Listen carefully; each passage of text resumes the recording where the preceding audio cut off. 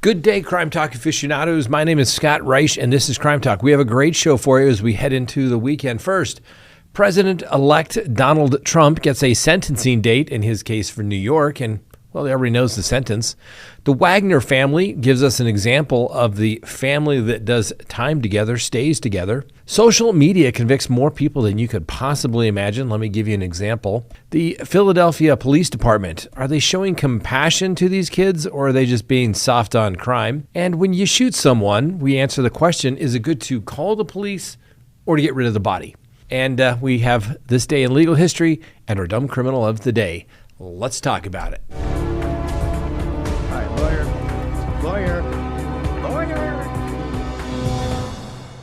Good day, everyone. You know the drill. Subscribe if you haven't, like if you do, leave me a comment below, and hit that little bell for notifications. And yes, you can check us out on any of your favorite podcasting apps.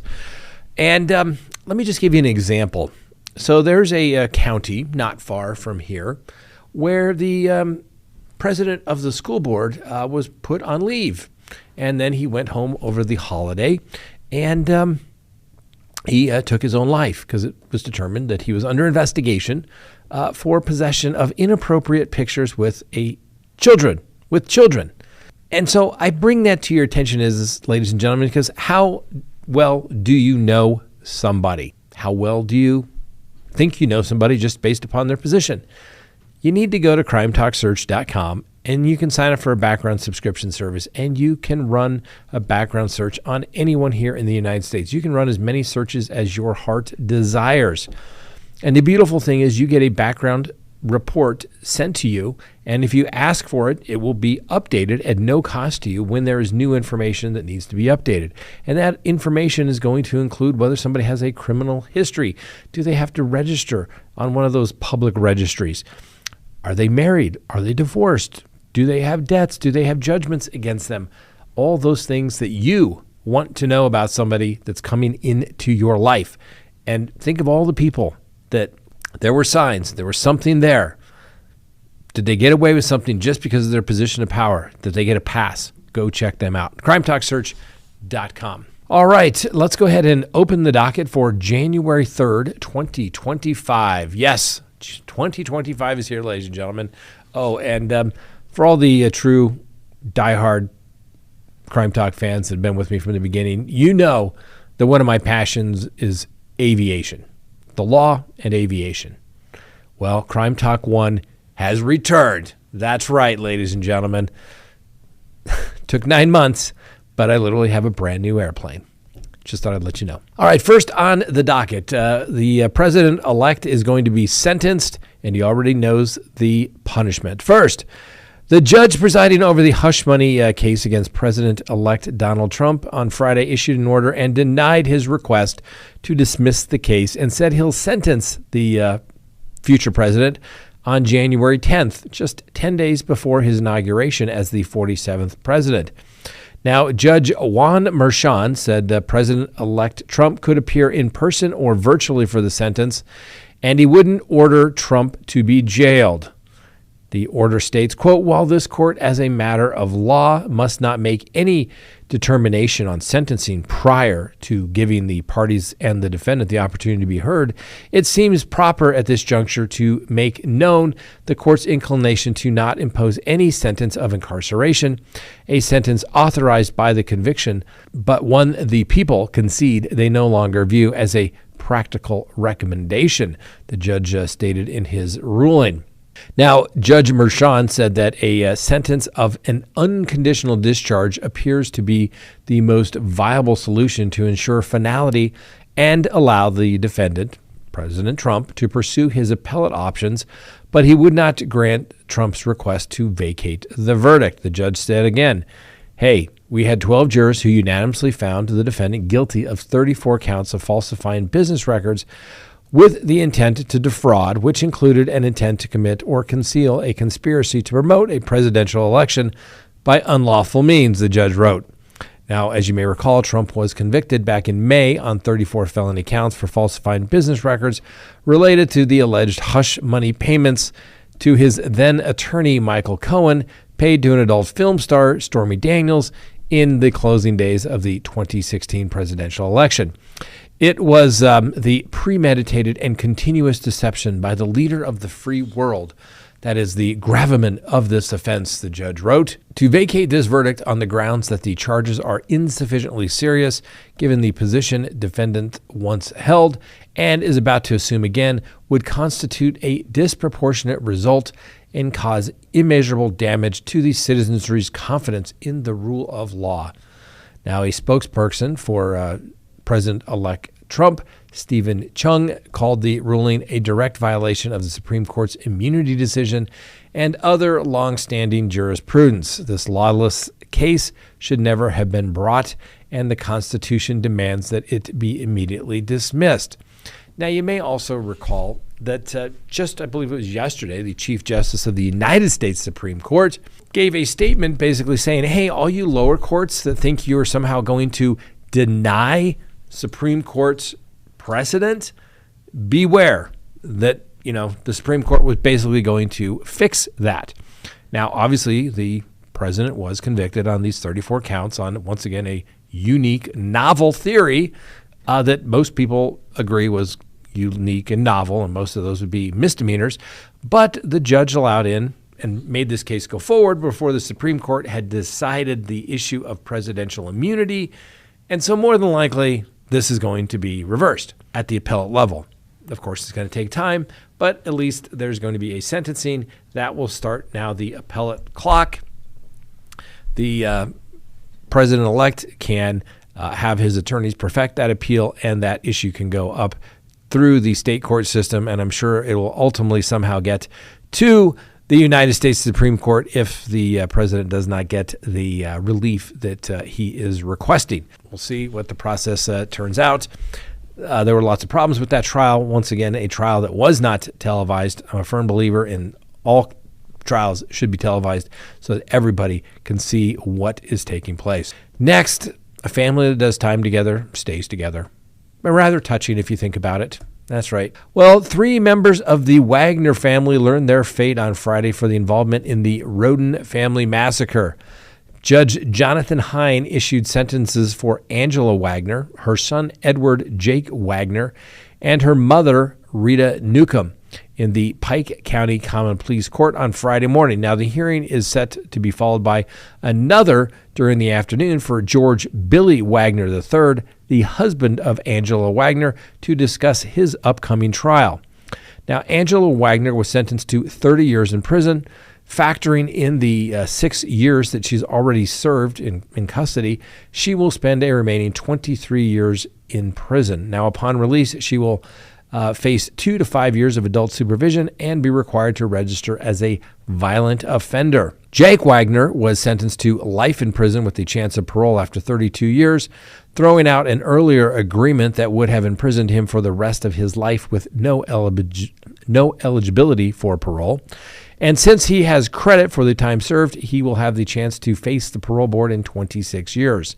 The judge said he granted him parole eligibility because he helped the state's case, and he will be required to register as a violent offender as well as a sex offender if he is ever released from custody. Now, Newcomb was sentenced to 5 years of adult supervision, will pay a $750 fine, and could serve 83 days in jail if she breaks the rules. Now, the Wagner's Friday court appearance marks the first time that they've been in the same location on the same day since their 2018 arrests.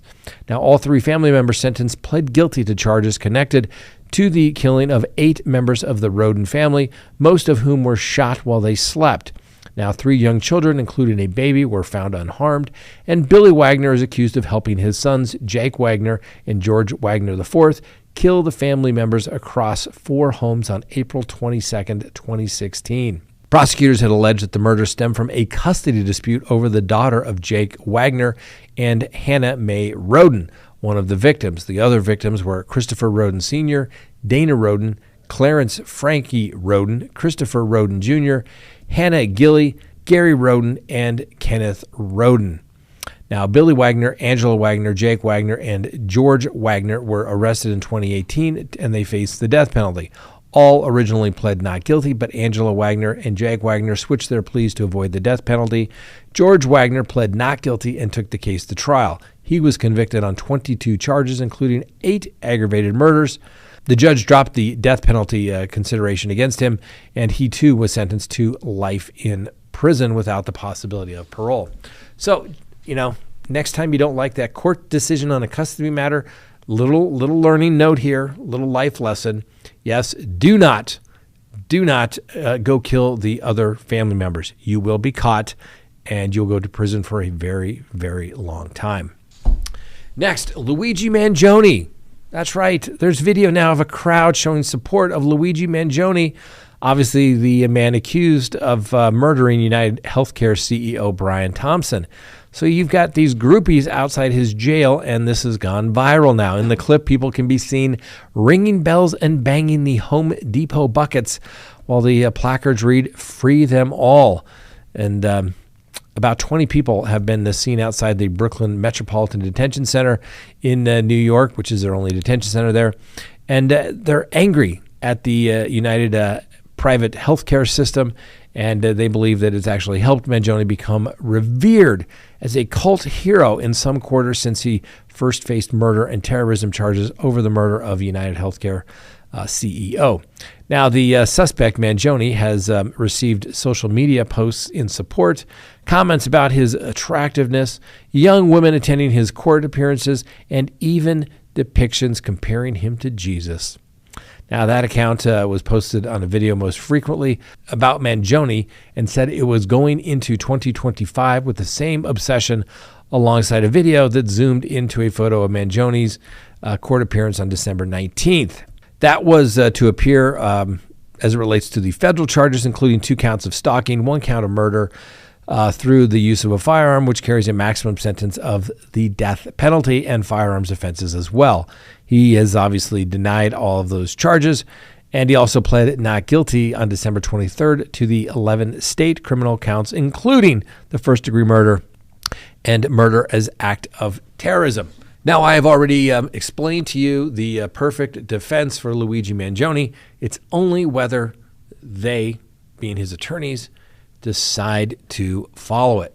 You got the hood, you got the mask, you got to go. Wrong guy, identity. Obviously, everything was planted. You don't know who gave him all that stuff beforehand, whether he was just holding it. Of course, his DNA is going to be on it. He touched it, he felt it, whatever. He was set up. That's going to be the defense, ladies and gentlemen. Now, of course, the prosecution is going to say this is the most ridiculous thing. That's Luigi Mangione, and they're going to try to match everything they can from those photographs to say, look at his eyebrows. It looks the same. That is him in that video killing the United Healthcare CEO. Anyway, Mr. Mangione, he's being held without bail at the Brooklyn Detention Center. His next court appearance is January 18th, and he's due back in state court on February 21st. Next on the docket, yes, social media has convicted more people than you can possibly imagine, ladies and gentlemen. I think probably the last, 3 trials where people have gone down on the cases. Now, I've won several quite recently, but the ones that they go down on, it's always their own words that get them, and that includes social media. So many people think that the statement that they give to the police, if they decide to give one after they've been Mirandized, comes in. No, it's everything. And if you make a statement on social media that the prosecution can, say that you wrote it and you stated, it comes in as an admission as a party opponent, and it is not hearsay, ladies and gentlemen. So let me give you an example. We got this guy in Georgia, and he was convicted of murder after the jury saw evidence of his Instagram account. So please meet Ciminal Crowder. He was found guilty in the Clayton County Superior Court on December 30th, following a trial that concluded on December 20th. 3 years to the day after the 2021 shooting for the death of Jeffrey Cantry. Now, the same day the verdict was read, Crowder was sentenced to life without the possibility of parole plus 25 years. Now, according to the district attorney's case, their theory, Crowder met with Canty the afternoon of December 20th, 2021, so he could sell Canty a gun for the agreed-upon price of $300. But after Crowder got the payment, he shot Canty 3 times in the stomach with the gun he promised to sell him. Anyway, Crowder pocketed the money and the gun and left Canty to die in a parking lot. The eyewitnesses to the crime were also arrested and tried as co-defendants. Now, part of the state's evidence against Mr. Crowder was from his own social media activity. The DA presented Crowder's own Instagram post, which he made just minutes before meeting with Mr. Canty, and the post said, quote, "Plan to pop and dip." The post went online just minutes before Crowder shot Mr. Canty. Pop, i.e. shoot. Dip means get out of Dodge, so to speak. Anyway, Mr. Crowder faced a number of charges related to the crime and was found guilty of malice murder, 2 counts of felony murder, 2 counts of aggravated assault, and 2 counts of possession of a firearm during the commission of a felony. I'm telling you, ladies and gentlemen, you can not follow my advice, but it is always the defendant's own words that get them. So, why does every attorney always tell somebody, zip it? Because it's always the defendant's own words. They always think they can out-talk somebody. I was just trying to figure out what was going on. And they put themselves at the scene of the crime. If they kept their mouth shut, they never even would have been charged. I have more cases where if the defendant had just kept his mouth shut, he would not have been charged, ladies and gentlemen. The United States Supreme Court, Miranda versus Arizona, came up with the Miranda advisement. Nowhere does it exist in the Constitution that says you have to be advised of your constitutional rights if you are being interrogated and in custody. But the United States Supreme Court said, hey, idiot defendant, we know you're an idiot. Okay, you're probably not at a point in your life where you're making some good decisions, but we're still going to help you out here. And you've all heard the Miranda advisement. You have a right to remain silent. Anything you say can and will be used against you. If you can't afford an attorney, we'll get one for you. Say the magic words, lawyer, lawyer, lawyer. You, get up. Yeah, you. All right, lawyer, lawyer, lawyer. Don't take my advice. Take the United States Supreme Court's advice, ladies and gentlemen. But nobody does because everybody thinks they're smarter and that they can get away with it. Not encouraging anybody to go commit crime, but if you get contacted, keep your mouth shut. Next on the docket, is the Philadelphia Police Department being compassionate, or are they going soft on crime and you get more of what you tolerate? Well, the Philadelphia police will stop arresting kids who are accused of first-time, low-level offenses and instead will send them to a police diversion program that aims to address misbehavior without drawing youth into the juvenile justice system. The offenses include disorderly conduct, shoplifting, vandalism, and assault without significant injuries, plus some more serious charges involving children under 13, are one of the most, certainly would have been funneled into the diversion program later in the court process. So the police commissioner, a guy by the name of Kevin Bethel, said his hope is to spare children the trauma of being arrested, handcuffed, and booked while creating alternative methods to address the root cause of their behavior. Now, one could say you could scare somebody straight by handcuffing them and booking them into custody and say, oh my gosh, this is really getting for real now. Or you can say, we don't want to cause any more trauma. Anyway, Mr. Bethel says that youth who are arrested will still be processed through a central intake at the Philadelphia's Juvenile Assessment Center, known as the JAC, a facility he's previously said he would close. Now, he views it, the commissioner views it as a natural flow up to the diversion program he launched a decade ago as the safety chief for the school district of Philadelphia, which once saw more than 1,500 student arrests in 1 year. Now, the diversion program cut in-school arrests by more than 90%, referring many youths of America instead to the intensive prevention services, a series of after-school programs funded by the city Department of Human Services. Now, more serious offenses such as trespassing, vandalism, or thefts, excluding stolen cars, will trigger the same referral, but the officers will also drive the teen home or to one of the city's evening reporting centers for some additional services.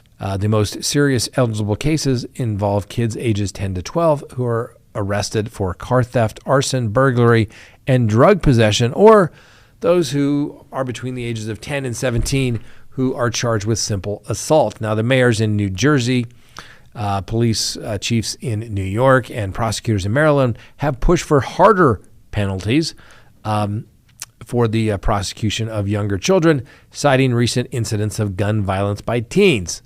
But Mr. Bethel said that the egregious incidents making headlines represents a very small percentages of all of the cases. So therefore, I guess tell them if they're shoplifting to go put it back on the shelf, apologize to the store owner, and let me give you a ride home. I don't know. Like I said, let me know in the comments. Showing a little mercy, showing some compassion, or are you just getting more of what you tolerate? Let me know. Next, if you shoot somebody, should you call 911 or run? Well, a Chattanooga, Tennessee man has been charged with shooting another man to death, and he then called 911 to report that he had in fact shot somebody. Now, this happened in the early morning hours of Thursday in an abandoned multi-unit, apartment complex in Chattanooga, Tennessee. Officers found a 55-year-old man identified as Alexander Newton on the floor in the doorway of a rear bedroom with life-threatening injuries. He later died at the scene. Also present at the scene, and the man who called 911, was a 22-year-old man by the name of Isaiah Zachary Berry. Now, according to the arrest affidavit, Berry told officers he was sleeping in the abandoned complex when Newton came in and was yelling and pulled a blanket away from him. Well, Mr. Berry is now charged with first-degree murder.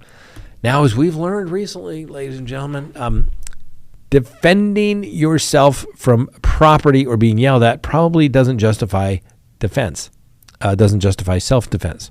Let me just start over again. So I think if we have discussed quite recently, defense of property, although I'm all for it, not really looked upon under the law that you can use deadly force.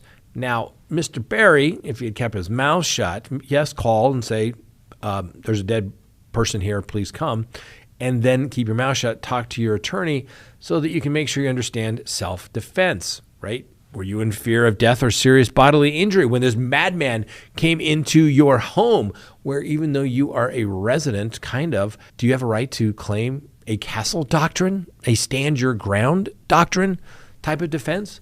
Or were you just in fear of death or serious bodily injury defense? Think about it, ladies and gentlemen, how an attorney could have helped this young man in so many ways. But he probably talked himself into a murder. But did he do the right thing? Yes. That's the problem sometimes in the law. What is morally correct to do will screw you legally. Not good. So, should Mr. Berry have called the police? Or should he have left? Anyway, let me know in the comments what you think. Next on the docket, this day in legal history, January 3rd. In 1861, Delaware votes against secession. That's right. The Delaware legislature voted overwhelmingly against seceding from the Union, despite being a slave state. Now, Delaware's decision to remain in the Union reinforced the federal structure and highlighted the complexities of the state's positions during the Civil War. And next, on January 3rd, 1959, that's right, Alaska becomes the 49th state admitted to the Union. And needless to say, all the laws and governments to the Alaskan territory impacting federal-state relations and resource management. Yes. January 3rd, 1961, U.S. severs diplomatic relations with Cuba. That's right, they formally cut diplomatic ties, the United States did, with Cuba amid the rising Cold War tensions. And we know how that turned out, since there's still tensions there even today, ladies and gentlemen. And then on January 3rd, 1990, Manuel Noriega. Remember him? That's right, the Panamanian leader, Manuel Noriega, surrendered to the United States military forces after seeking refuge in the Vatican embassy in Panama City. And remember, Manuel Noriega served time in federal prison because he was, although the president, running a few drugs when he was the old general down there as well. And finally, our dumb criminal of the day.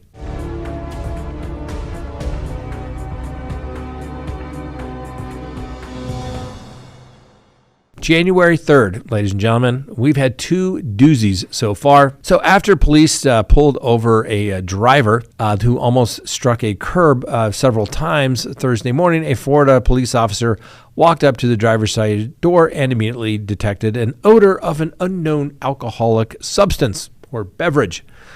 When the officers asked Ronnie White if everything was okay, Mr. White's female passenger jumped in to explain her companion's erratic operation of the Ford truck. Well, this companion, Diana Dash, apologized to police, claiming that the close curb encounters were probably her fault because, well, it's her birthday, and, well, she was just so excited. She was rubbing all over Ronnie, and it got him excited. Anyway, Dash said the 2 were returning from a restaurant where they were celebrating her birthday, which took place on December 26th. Now, White was asked by the police officer if any other rubbing all over you, if everything else was okay other than that. Now, Mr. White replied yes and agreed to do a series of field sobriety tests. Yeah, guess what? Didn't go well. White failed to perform those tests as a sober person would have, and he was arrested for operating a vehicle under the influence of drugs or alcohol. Of course, Mr. White, continuing with the poor decision-making, declined to take a breath test and was arrested for driving under the influence and booked into the county jail. But don't worry, Mr. White was freed from custody after posting a $500 bond. It's unclear what took place after that. I'm sure if his date was rubbing all over him again. Anyway, his next arraignment is February 20th. Yes, ladies and gentlemen, day two, and we've had 2 winners of the Dumb Criminal of the Day. They were really good. So can't make this stuff up. All right, everybody, Happy New Year. Thanks for watching. We'll see you next time. And remember, the Constitution matters.